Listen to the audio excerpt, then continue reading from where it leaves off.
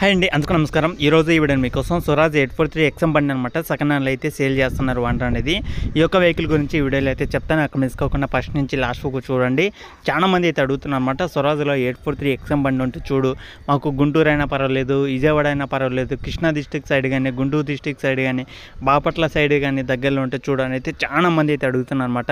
ఈ యొక్క వెహికల్ వచ్చేసి మనకి స్వరాజ్ 843 ఎక్స్ఎం బండిలో అయితే తీసుకురావడం జరిగింది.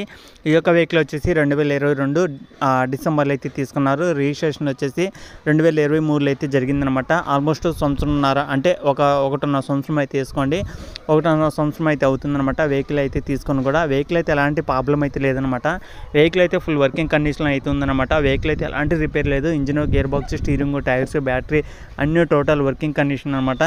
ఎవరికైనా సరే సెకండ్ హ్యాండ్లో మంచి వెహికల్ కావాలి, స్వరాజ్ 843 ఎక్స్ఎం బండి కావాలనుకున్న వాళ్ళైతే ఈ యొక్క వీడియో చూసి వెళ్ళి తీసుకోవడానికి అయితే ట్రై చేయండి. మీకు తక్కువ ప్రైజ్లో వెహికల్ అనేది వస్తుంది అనమాట.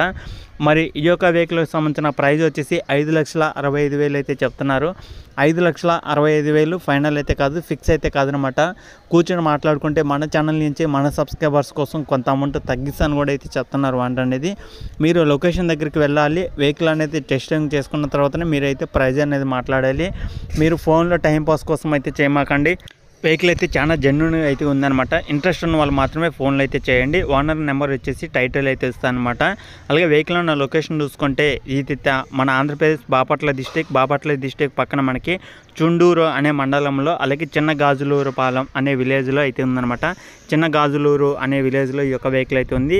చుండూరు అనే మండలం దగ్గరలో ఉన్న ప్రతి ఒక్కరైతే ఓనర్తో మాట్లాడండి. అలాగే బాపట్ల కానీ తెనాలి దగ్గరలో ఉన్నా సరే ఓనర్తో మాట్లాడండి. ఓనర్ నెంబర్ కూడా టైటిల్ అయితే ఇస్తాను అనమాట. తెనాలికి బాపట్లకి మధ్యలో అయితే ఉంటుందన్నమాట. అంటే ఆ చుండూరు మండలం అలాగే తెనాలికి దగ్గరలో అయితే ఈ యొక్క వెహికల్ అయితే ఉంటుందన్నమాట.